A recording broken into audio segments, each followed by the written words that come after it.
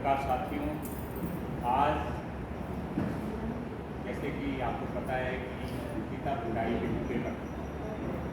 बहुत आधा अधूरा न्याय हुआ है, ये आम जनता महसूस कर रही है। और इस आक्रोश के पीछे एक जो सबसे बड़ा कारण है कि जो हत्यारोपी है वो जिस तरीके से मुस्कुराते हुए यही मुद्रा में उन्होंने एक सेलिब्रिटी की तरह पब्लिक का अभिवादन किया, उससे आम जनता में जो आक्रोश है ही, बल्कि मीडिया के साथी भी जो है इसको लेकर के आक्रोशित हुए, ऐसा मेरा विश्वास है। उनके इस अभिवादन और सेलिब्रिटी की मुद्रा में हाथ मिलाने से, इस बॉडी लैंग्वेज से बहुत सारे जो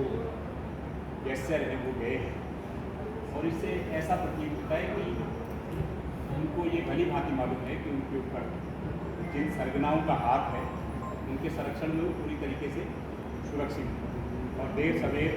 उनको भी ऐसा लगता है कि जिस तरीके से किरण नेगी के साथ हुआ कि किरण नेगी के हत्यारों को भी सुप्रीम कोर्ट से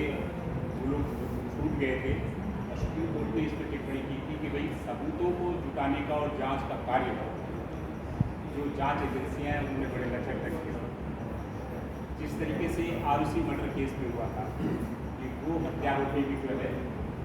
कोर्ट से छूट गए, ऐसा लगता है कि ये भी जब इनको आजीवन कारावास की सज़ा लोअर कोर्ट से भी है तो आने वाले समय में हाई कोर्ट या सुप्रीम कोर्ट से ये लोग भी छूट जाएंगे। और जिस तरीके की दलीलें भी पेश की गई उससे भी ऐसा ही प्रतीत होता है कि सबूतों को जिस तरीके से जुटाया जाना चाहिए था वो सबूत नहीं जुटाए गए, और उनको ये जो सज़ा हुई है ये परिस्थिति जन्य जो साक्ष्य होते हैं कि साहब सूचना क्यों नहीं दी, छुपाया क्यों गया, इस तरीके की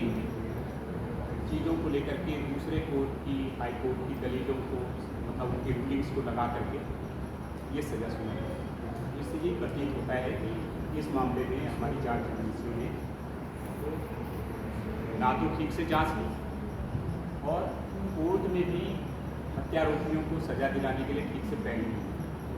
आप समझ सकते हैं कि जिस तरीके से एक शासकीय अधिवक्ता ने लचर ढंग से पैरवी की थी और जो